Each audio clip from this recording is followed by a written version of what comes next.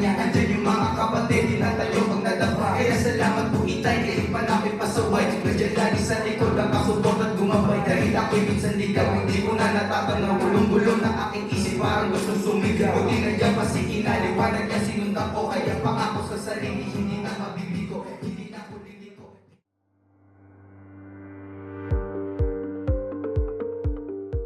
Para sa mga taong walang pandinig, ang musika ay para lamang vibrations na kanilang dinadama. Kaya salamat po itay, kahit pa namin pasaway. Sa mundo na nakasentro sa tinig at salita, si Jeff ay nagsisilbing tulay upang ang mga linya ng tugtugin ay ma-enjoy din ng deaf community.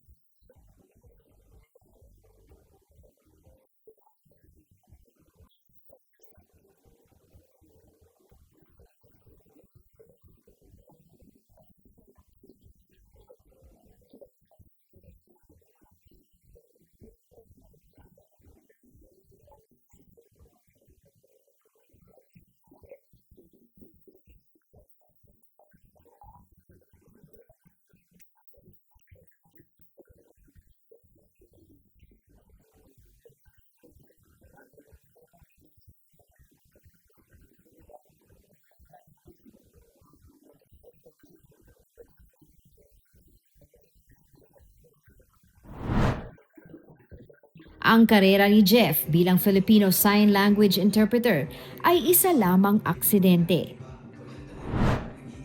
Nag-apply daw siya bilang IT teacher sa isang kolehiyo, subalit siya ay naging guro na kailangang matuto ng sign language. Actually, wala talaga akong idea na merong school ng deaf sa Binild.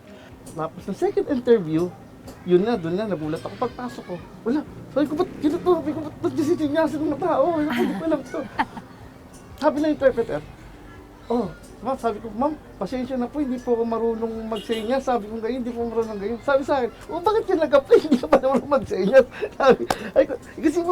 Sabi ko, kasi po, may tinatanong po yung HR, akala ko, sa IT pa rin po. Aminado si Jeff na sa umpisa, nangapa siya sa pinasukang trabaho. Kasi nung una, sulat-sulat ako, ganyan, sulat. Di biniro nila ako, ng mga nakakarinig doon. O Jeff, baka maupos yung papel tsaka ano natin kakasulat mo.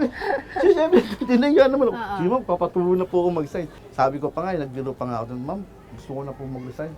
Sabi ko, gano'n kasi, sabi ko, hindi ko po siya maintindihan.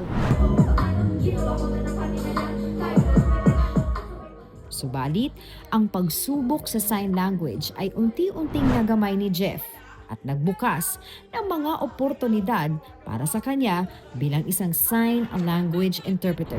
Sa balitaan, naging kasangga na natin siya. I was wondering paano nakakasabay ang isang interpreter na katulad mo sa mga ganong klaseng mga pananalita. Ayun. So, kasi kailangan dyan, makapokus ka. Unang-una, focus, mabilis na pagproseso ng impormasyon. Ngari, isang mabilis na sasakyan at kanyang pagliko hindi napansin na may dumaang isang tao, nabangga niya ito, kasamaang palad, dead on the spot. Paano mo isa-sign language? Ito yung sasakyan, di lumiko, kailangan with facial expression. Wag mo, mabilis. Pag tumawid yung tao, nabangga niya. Tuturo mo itong tao ngayon, patay na. So, ganun lang siya. Ganun lang. Maintindihan na ng deaf. Tinodo niya na rin ang paggamit ng kanyang kakayahan. Hindi lang nga siya sa pagbabalita makikita. So, theater interpreter din ako.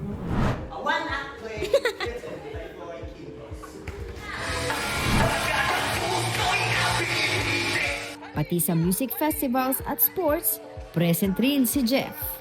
Isa ako sa interpreter nung International Day of People with Disability. Mga ganon, may mga music festivals. Tapos sa mga conference, yun, iba-iba. Yung Eagle Deaf Pilipinas na representative ng Philippines lang mga deaf lang lahat na naglaro sa Hong Kong. So lahat ng lumahok doon is deaf, walang hearing. kasi nga may mga rapper dito kanina, nakikinig ako sa inyo. Parang na-inspire ako. So gumawa ako ng konting lyrics lang ng rap. Tapos subukan natin yung ano mo, yung sign language mo. Uy, ah. gusto ko yan. Subukan natin. Pero disclaimer, hindi ako rapper. Nang ma-in-love ako sa politiko, kala ko'y pag-ibig nila'y tunay. Pero di rin nagtagal, puro pagnanakaw ang gawa. Kaban ng bayan, ang laging winawaldas. Mandarambo, himasin nyo ang rehas dahil mabubulok kayo dyan. Break it down, you. Oh, I love it. Magaling ka pala mag-rap. No, wow.